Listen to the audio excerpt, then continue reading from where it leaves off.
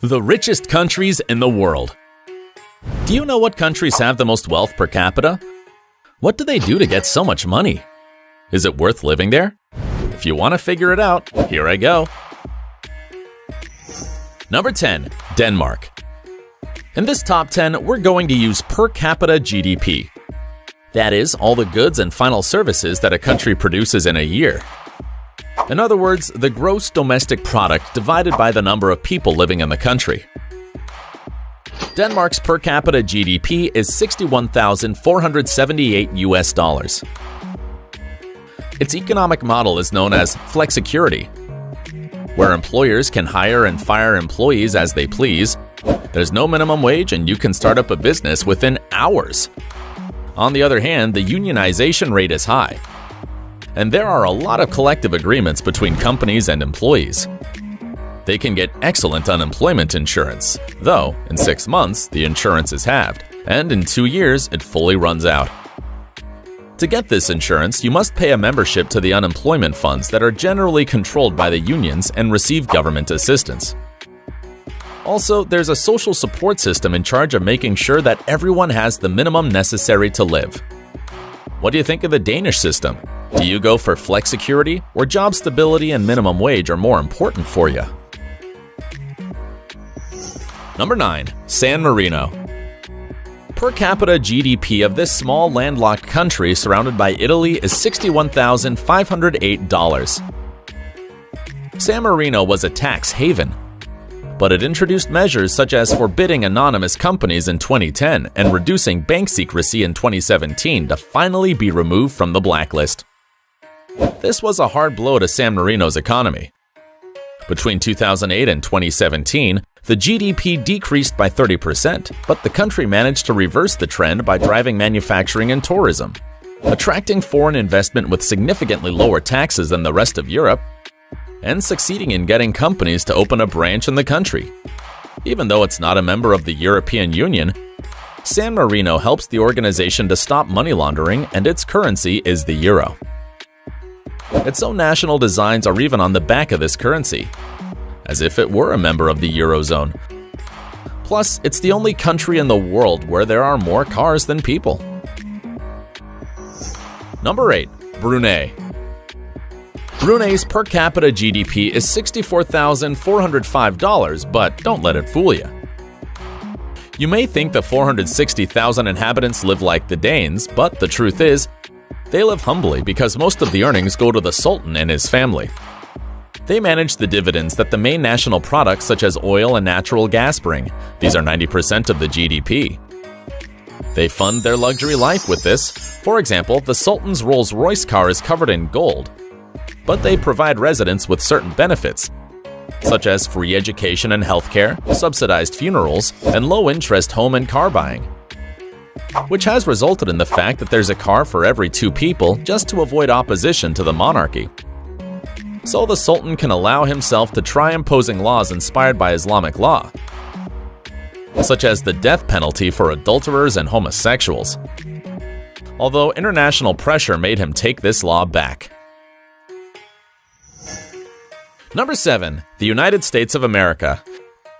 This country has a per capita GDP of $68,309 and is the largest importer and the second largest exporter of goods in the world.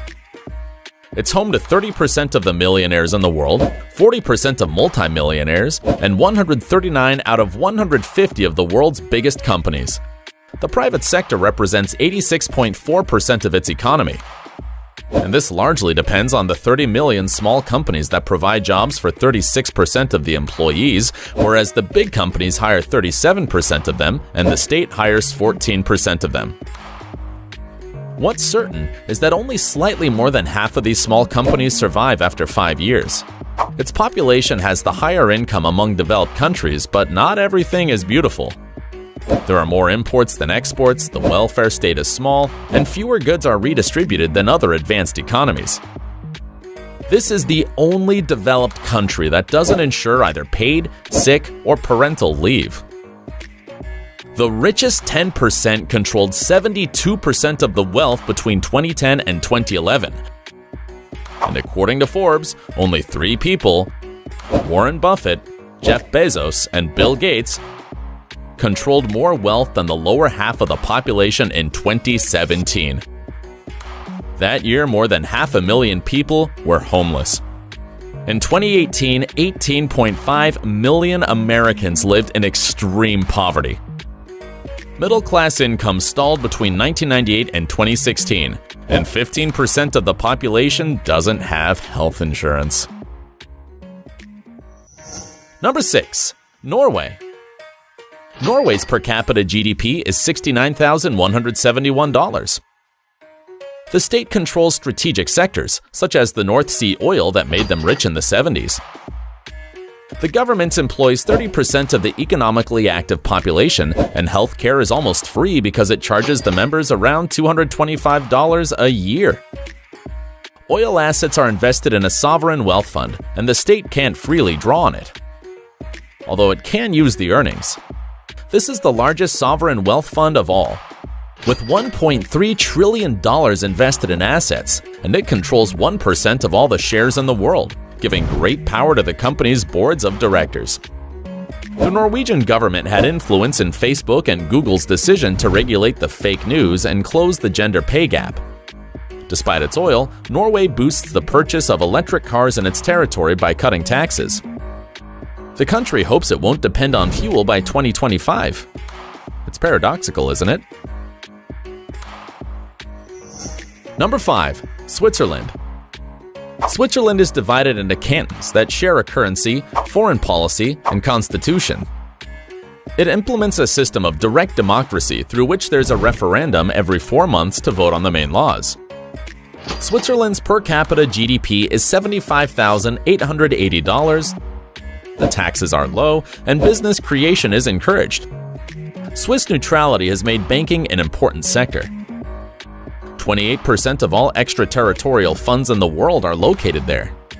Also, its manufacturing industry is significant, with remarkable companies such as Nestle, the pharmaceutical company Roche, and watch manufacturers Rolex, Richemont, and Swatch. Despite its high living standard, only 37% of the population has its own home, and there's no minimum wage, except in the canton of Geneva. Did you know that they encourage recycling by charging for garbage pickup? If you don't use official bags or don't put government stickers, they won't collect your garbage. Number 4. Qatar. Its per capita GDP is $97,262. There's no income tax in this country, and its unemployment rate is 0.1%. Its economic boom was during the 90s when, apart from the oil that they were already exploiting, they went for liquefying the gas. That is, converting it into a liquid for easy export. Currently, oil and gas are 85% of its exports, and even though the oil fields are expected to run out by 2023, this country has the largest gas supplies in the world.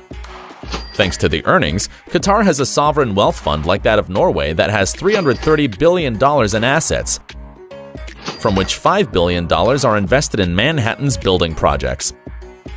Other important markets are the production of petrochemicals, fertilizers, and Islamic finance.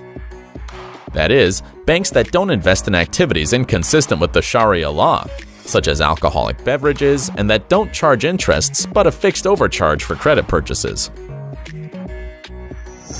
Number 3. Ireland. Its per capita GDP is $99,239. In 1987, this country was open to receive foreign investments and had a special economic zone with reduced taxes, but its unemployment rate was 17%. As a result of a reduction in the wage tax and the simplification of labor legislation, multinationals were able to expand their headquarters and hire more people. In 1999, the special economic zone spread to the rest of the country, and now multinationals employ a quarter of the Irish workforce and pay 80% of the business taxes. In total, 14 out of the 20 leading companies in the country are US multinationals. We can find Apple, Google, Facebook, Intel, Pfizer, and Microsoft. These names won't surprise you if I say that this country is one of the largest exporters of pharmaceutical products, medical equipment, and software. Number 2. Singapore. With $102,742 of per capita GDP, this city-state is a country with the highest percentage of millionaires. 1 in 6 households has $1 million available or more. Also, it's the second busiest port in the world per cargo tonnage, the largest ship repair center, and a major oil refiner. 44% of its workforce are foreigners. There's no minimum wage, the income tax is very low, and the duty is practically non-existent. The government forces its population to save a quarter of their salary.